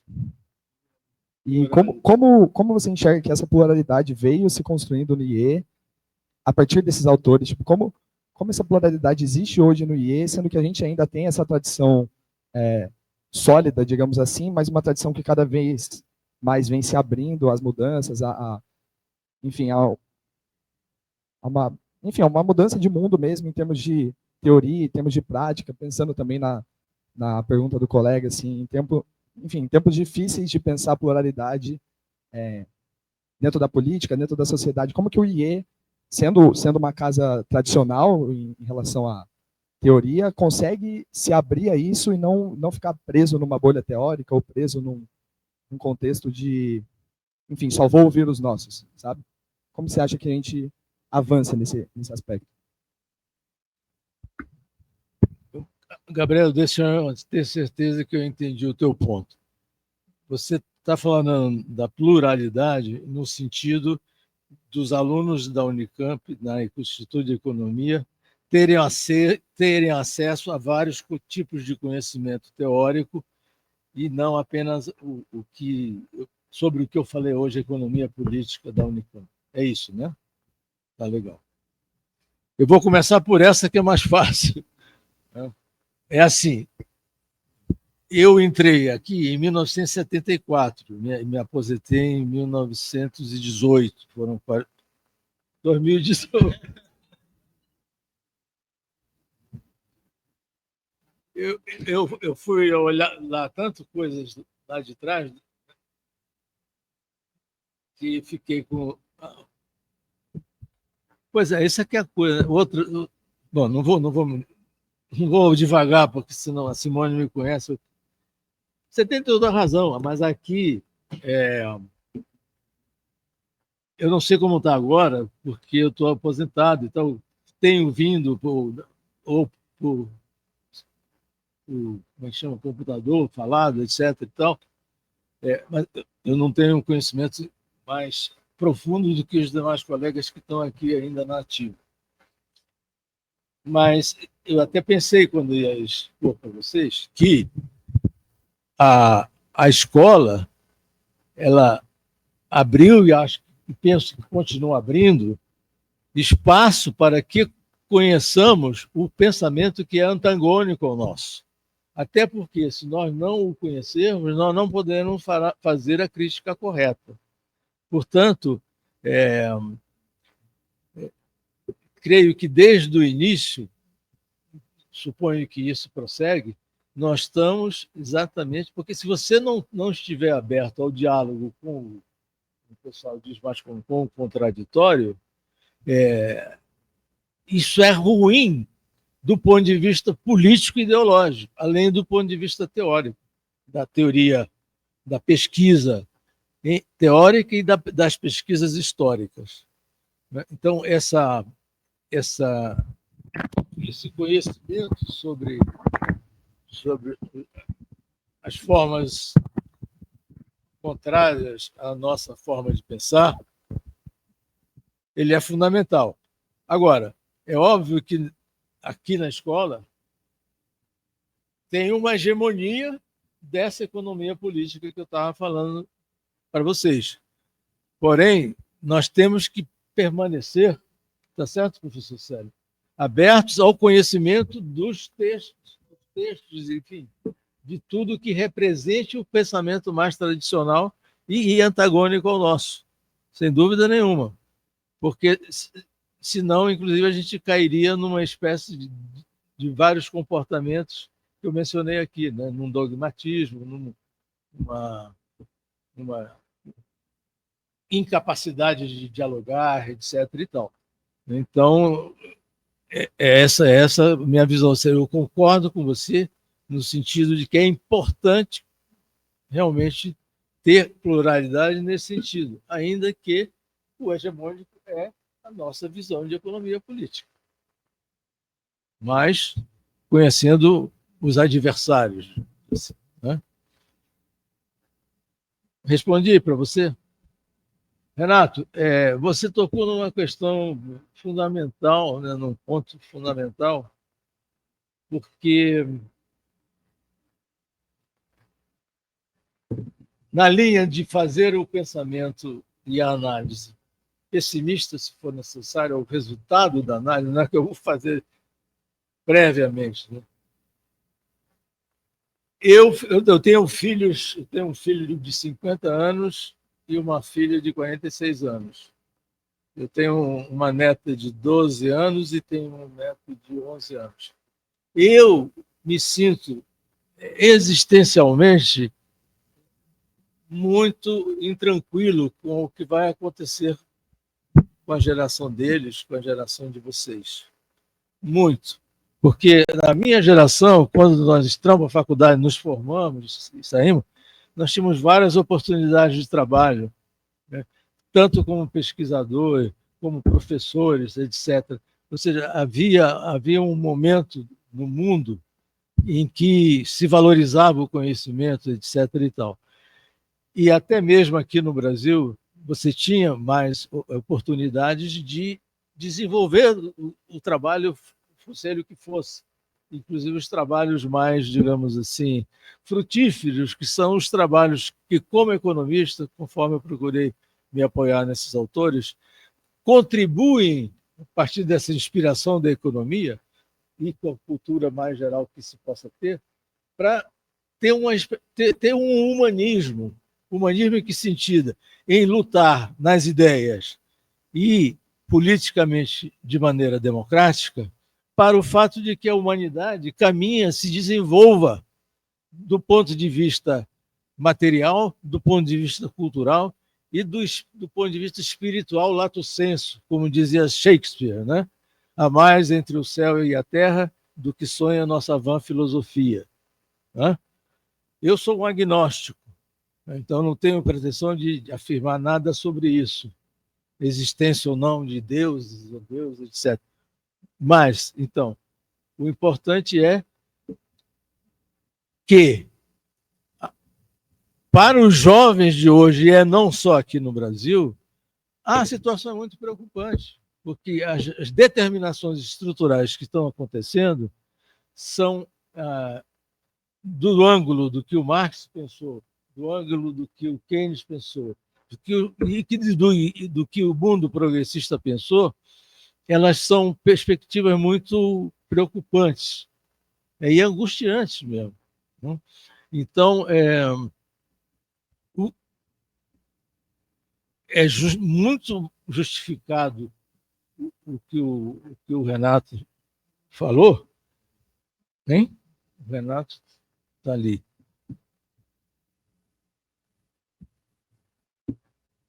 E aí eu me lembro do Sartre, né, grande filósofo do século XX, que ele dizia assim, não são exatamente as palavras dele, mas ele dizia assim, por pior que esteja a nossa reflexão sobre o mundo, jamais se deve perder a esperança. Isso é uma espécie de clichê, mas tem clichês que são bons. Ô Alex, aquele filme que é cheio de clichês, com a Ingrid Bergman e o Humphrey Bogart, que é o... Não lembra? É o Ingrid Bergman, o pianista. Casablanca. Então,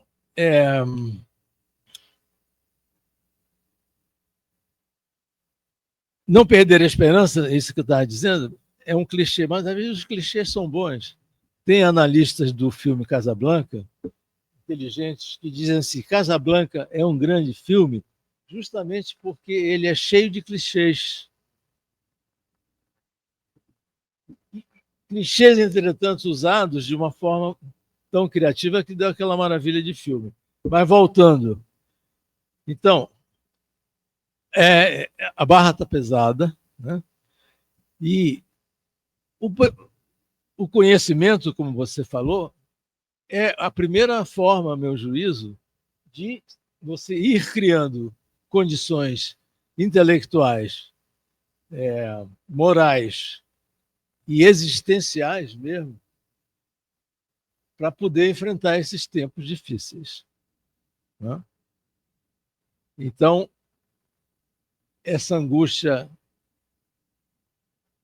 é preocupante e porque ela requer, na verdade, que eu digo, essa situação mundial requer, vou falar também clichês aqui, mas que é importante sempre reprisar, né? como eu dizia na minha exposição, as organizações que estão lidando com questões internacionais estão sendo completamente desmoralizadas. Mas o mundo está efetivamente globalizado, né? Não no sentido que os conservadores diziam que a globalização ia homogeneizar os países, né? Todo mundo ia desfrutar disso, mas a globalização está, do ponto de vista do capital, como sujeito do processo, essa globalização está montada, né? Por isso essa coisa do Trump de fazer tarifas, o Krugman, o economista, que aliás é citado pelo Belouzzo aqui, né, nesse artigo, ele fala disso, né? Então,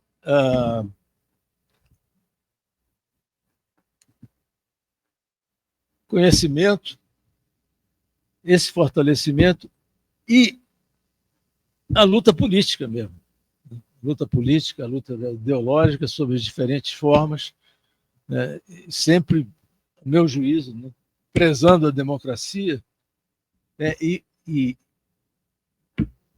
olha só, como eu já disse, eu não sou praticante de nenhuma vertente religiosa, mas esse Papa Francisco, como disse o Fred já num artigo, inclusive, que eu não usei porque não deu tempo, em que ele, de uma outra forma, ele faz uma ironia se perguntando se o Papa Francisco era comunista. É porque ele tocou, né, nos pontos fundamentais. Né? Ele tocou nos pontos fundamentais. E ele era o único, a meu modesto juízo, o único estadista existente no mundo nos últimos tempos, nas últimas décadas. Não houve nenhum estadista, né, dirigente de um país, porque o Vaticano é uma cidade-estado. É o Vaticano que fala, né? Então ele era um estadista. Né? E, ao mesmo tempo, como católico, ele dizia assim: eu sou pecador. Isso foi uma entrevista que eu ouvi, que eu recomendo, do Anderson, acho que é Anderson Pedroso, é o atual reitor da PUC do Rio de Janeiro. E ele falava assim: mas o Papa Francisco, ele dizia que é pecador. E ele disse que eu saiba, nenhum dos papas jamais disse isso. E é por essa razão, disse ele, que eu penso que haverá, obviamente, reações às modificações que ele fez na igreja, né, que eu creio que vocês sabem, mas só para enfatizar, o acolhimento dos pobres, o acolhimento de casais que não são tradicionais do ponto de vista das leis, dos dogmas, etc. O combate à pobreza, o combate à miséria, etc, etc. Então, não temos estadistas a esse nível. Esse é o outro grande problema do partido. E os partidos, a meu juízo, e os partidos políticos que estão por aí, tão pouco têm apresentado. Os democratas nos Estados Unidos, por exemplo, são, em parte, responsáveis, porque parte dos políticos democratas começaram a ter um lado muito conservador. Né? Então, isso tem a ver também com esse horror dos eventos nos Estados Unidos. Então é isso, Renato. Eu fiquei muito tocado pela sua observação, porque ela foi muito contundente e mostrou uma inteligência sua e uma sensibilidade àquilo que você já está percebendo e àquilo que eu falei. E eu creio que vários dos teus colegas têm essa sensação, né, porque eu tenho filhos que estão vivendo isso, inclusive. Mas não pode perder a esperança, temos que aprender as coisas do mundo em vários níveis de conhecimento, por isso a história da cultura geral. E temos que pensar politicamente para poder, porque não há outro jeito. Né? Senão o cenário vai ser de guerras e assim por diante. E até porque uma coisa que Juliano me lembrava nos comentários que ele fazia nesses dias para mim, não há determinismo histórico. Isso é isso sim, além da esperança sartreana, digamos assim, ou da esperança dos católicos progressistas, né, não existe no estudo das ciências sociais mais inteligentes, digamos assim, e aí tem muitos antropólogos, filósofos, cientistas, até economistas, não existe determinismo histórico, né, no sentido de que tem algo pré-determinado, tipo, o capitalismo vai acabar nos anos 50, né? Tipo, o Brasil não tem mais jeito. Né? Não tem esse determinismo. Por quê? Porque, por isso, esse planeta e a vida nesse planeta ela é muito dialética. Então, os processos estão em curso, né, e os processos se movem numa direção vencedora, frutiferamente, ou não. Né? Então, essa questão de que não existe determinismo histórico, nem teórico, por exemplo, Conceição, eu recomendo a você, de novo, meus amigos sabem que eu falo muito nisso, um livro, depois do Juliano, o professor Célio tem muitas tarefas aqui. Juliano, Simone, Alex, passam para vocês o segundo capítulo. Devem estar a ler, né? Está o segundo capítulo do Ciclo de Crise da Maria da Conceição Tavares, e que ela vai analisar o Marx fazendo críticas a vários pontos dele. Então, sem dogmas. E é isso aí, temos que ir à luta. Eu, com os meus próprios 77 anos, com essa conversa, com esse convite que o Célio me fez, além de outras participações que eu já tive aqui, mas eu entrei numa viagem muito forte de refletir sobre essas questões e viver uma experiência existencial na preparação dessa aula que levou em consideração tudo isso, quer dizer, o que a minha geração lutou por transformar o mundo e teve alguns sucessos, mas muitas derrotas também vieram e estão a vir para a gente que está com a minha idade. A preocupação é com os meus filhos e com os meus netos. Pelo menos, como a Conceição disse em 2008, numa conferência para os embaixadores, aquela fundação, Simone, Alexandre Guzmão, né? Nós escrevemos um artigo para lá, ela falava: eu saí de Portugal por causa da ditadura salazarista. Cheguei no Brasil em 54, vi aquela alegria, como é que se chama? As medidas que o Getúlio Vargas tomou a favor do povo, Ministério da Saúde, Ministério da Educação, legislação trabalhista. E eu fiquei contente, estamos numa democracia. Aí vai o outro se dá um tiro, morreu. Aí pronto. Aí eu fiquei preocupada. Aí depois veio o Juscelino também, mas depois veio a ditadura. Mas agora voltamos para a democracia. Eu quero pelo menos morrer com o Brasil vivendo uma experiência democrática. Eu gostaria de morrer não só com essa vivência democrática, mas vendo um país com menos miséria, com menos sofrimento. Não só o país, como o mundo, né? Diga.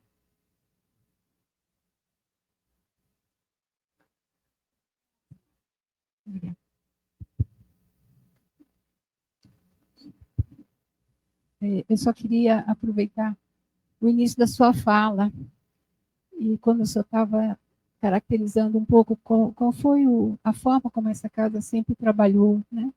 Que é valorizar o trabalho coletivo, o trabalho de pesquisa, né? O pluralismo que a gente foi, enquanto o Unicamp é um espaço muito importante para isso, tem crescido muito, né? Na inclusão, né, de vários olhares, porque é isso que a gente precisa, né? Sair só de um olhar. Então, receber alunos de várias diferenças, né, de vivências, né? Eu sinto isso. Eu estou aqui desde 80, né? Podia estar aposentada há 15 anos. Sou renitente. E eu tenho tido, assim, é curioso, né? Porque ao mesmo tempo que você tem toda a razão, né? Mas não se deixa abater pelo pessimismo, não, sabe? Não se deixa. Acho que a gente tem as ferramentas aqui, que é continuar com esse trabalho coletivo. E eu ultimamente né? Eu sou na origem da teoria econômica e continuo nela. né? Mas fui muito delicadamente entrando a partir de uma atuação no núcleo de estudo de políticas públicas, que o senhor conhece bem, o papel-chave que o estudo de economia teve nisso, né? E eu acho que talvez uma esperança seja essa, e a gente dar mais concretude, envolver como a gente envolve. Essa casa, como a Unicamp, ela junta ensino, pesquisa e extensão, cada vez mais extensão, né? Então a gente cria espaços, não é fácil, não sou otimista, não é isso, né? Mas eu acho que o realismo, você trazendo a realidade e a concretude disso, que é usar o conhecimento para tornar isso prático, ajuda muito, pessoalmente, e eu acho que o mundo também. Eu acho que a gente sabe quais são os valores importantes, a gente sabe como é que a coisa funciona, que isso é uma dádiva. Fico com dó dos alunos que só têm a teoria tradicional, por exemplo, para entender a economia, né? E essa aplicação na prática, eu tenho conseguido fazer isso no NEP, sou muito feliz por isso. Aliás, tenho conseguido muito apoio. Agradeço de novo o Célio, o Juliano, tem vários professores que têm me ajudado lá, e tem tempo que o IE não tinha presença lá, e envolvendo os alunos, pesquisadores, sabe? Não vai resolver o problema do mundo, mas eu acho que a gente consegue fazer esse exercício do conhecimento na prática, e com a variedade, com, né, essa capacidade de envolver. Tenho aprendido muito, é engraçado, né? Tenho aprendido muito com os jovens. Eu cheguei a um ponto que eu achei que eu nem precisava ter recursos de informática. Aí veio a pandemia, fui obrigada a aprender a dar aula naquilo. Hoje em dia eu tenho alunos que são maravilhosos nisso, me ajudam, aprendo. A gente tem que aprender a lidar com essas novas tecnologias a favor, né? Não é ficar só, deixar na mão da direita, que sabe fazer isso muito bem. E eu acho que essa garotada sabe fazer. Acho que a gente tem muito para aprender, muito mesmo. Desculpa interromper, mas eu fui ficando agoniada de retomar a questão do coletivo, tá bom? Obrigada. Professora Ana Lúcia, conheço há muitos anos e eu sempre tive uma admiração muito grande por você. Nós nunca fomos muito próximos em termos de amizade, até porque eu morei basicamente em São Paulo, né? Você por aqui, né? Mas eu sei, parte do teu trabalho e do que eu sei é muito positivo. E a sua figura mesmo, humana e intelectual, merece, da minha parte, sempre mereceu um grande respeito. E eu fico muito feliz com essa tua exposição agora, porque você veio numa geração posterior à minha, né? Você é novinha em relação a mim. Então, eu sinto que nós, não eu particularmente, para o grupo de professores, aí falando da minha geração, o Fred, né? Enfim, e outros colegas, temos em você uma sequência do trabalho que nós tentamos e dos objetivos que a gente tem tentado buscar. Então, você trouxe, Renato, é assim que se constrói a esperança e se combate, né, as forças negativas. Posso dar só uma boa notícia? O que você quiser, Ana Lúcia, você... Eu nunca teria imaginado isso, né, quando assumi no NEP, mas no final do ano passado, o NEP conseguiu um projeto com o Ministério de Direitos Humanos, que é trazer para essa universidade uma escola de conselheiros, de conselhos, né, conselhos tutelares, conselheiros municipais de direito da criança e adolescente, que dá para, inclusive, ampliar, né? É um desafio enorme, porque a gente nem tem as disciplinas aqui, que normalmente são afeitas, mas em 2 meses, que é o que eu estou tendo para juntar a equipe, o que tem de gente que sabe, senta junto, estou aprendendo enormemente, o pessoal da área que está envolvido mesmo com isso, não são até convidei alguns para cá hoje, não puderam, que queria que eu ouvisse também o nosso lado. Então, fica inclusive o convite, quem quiser ajudar e acompanhar, serão muito bem-vindos, eu estou muito feliz com isso. O Juliano me ajuda nisso também, essa aqui é uma pesquisadora do NEP também, não é economista, mas aqui, né? Só para a gente se juntar à força, sabe? É o que eu acho que vale a pena. Bom, muito obrigada de você estar aqui. Tenho muito carinho. Eu reitero também meu agradecimento pela sua presença, que me alegrou, e pela tua colocação. E vou pegar o que você falou, eu já falei de uma certa forma, mas você falou com mais abundância, com mais fertilidade em relação ao Renato. Aprender com os jovens, né? Ou seja, é o que eu digo para eles, para o Robilotti, com a Simone, o Alex e vários outros, para o professor Célio aqui. Vocês têm que nos empurrar, ou seja, os mais velhos, como eu, que já fui um jovem professor da cá, nos empurrar no sentido de nos cutucar, né? Criar questões para que nós possamos aprender juntos, né? Nós, professores, e os jovens que estão dispostos a enfrentar essa jornada que eu procurei mostrar, o que é uma jornada de um verdadeiro economista, né? Se preocupar com o desenvolvimento de seu país, como a Conceição falou, né? Ou então ser médico, dentista, que é coisa muito útil também. Mas o economista, para ter utilidade, é isso, né, que a gente está falando aqui. Inclusive, é importante essa história de aprender com o jovem. E a coisa da pluralidade que você falou é fundamental. Porque isso faz com que as nossas ideias avancem, né? O João Manuel tinha uma frase legal que ele falou: quando você for fazer uma tese, Braga, lembra que em alguns capítulos você tem que escolher um adversário teórico para você bombardear o argumento. Então, se eu não conhecer essa pluralidade de argumentos, eu não vou poder fazer isso, né? Então, isso é muito importante. É um negócio de escutar também, né? Tem que saber escutar, processar e responder, né? No aceite ou abrindo uma contradição, né? E os jovens têm esse papel, por isso é importante a questão da cultura geral, que eles tanto enfatizavam, né?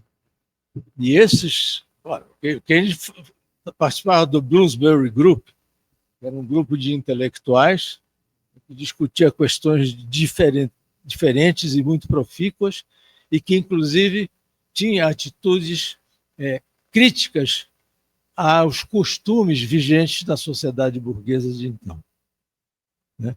Lutas como essa permitem hoje pensar o mundo humano de forma não binária. Não necessariamente é o homem ou a mulher, né? Pode ser uma terceira coisa, pode ser um trans, né? Pode ser aquilo que desenvolver na humanidade, né? Amores de diferentes tipos, né? E Marx lia Balzac, cita vários romances, e por aí afora, né? Então, vocês que estão aí no início da carreira estão com muita energia e precisam usar essa energia nessa direção. E essa rapaziada que está aqui pode ajudar muito. Isso que a professora Ana Lúcia está mostrando. Vou querer voltar mais vezes aqui, professor. Preciso voltar, me fez muito bem, professor. Muito bem. Agradeço a vocês todos que tiveram a paciência de me escutar. Agradeço aos amigos aqui presentes, o professor Célio de novo, Juliano, Robilotti, que talvez se junte a nós. Você tem que fazer concurso para entrar aqui, cara. Nós aqui que Simone, agradecemos, né, a presença. Nós aqui agradecemos aí a sua presença, Braga. Valeu, Célio. E acho que essa aula realmente nos trouxe um pouco essa ideia, né, de como acho que a fala do Renato nos traz um pouco também a ideia de que a situação concreta, né, o reconhecimento da realidade é chave, mas ela não deve cair no pessimismo necessariamente. Ao contrário, acho que ela deve nos mover, porque é o reconhecimento das condições explícitas, né, de diferenças, desigualdades, de ameaças que são existentes e claras, né, que tem que nos mover. E é o reconhecimento de que não é só cada um de nós que está colocado em risco, né, mas é o coletivo. E isso também, né, move justamente a necessidade de trabalhar coletivamente. Né? Então, acho que o professor Braga nos trouxe esse conjunto de reflexões. Eu gostaria de novo de agradecer e dizer que a porta aqui está sempre aberta. Quando quiser, estamos todos aqui a postos para escutá-lo, professor. Obrigado.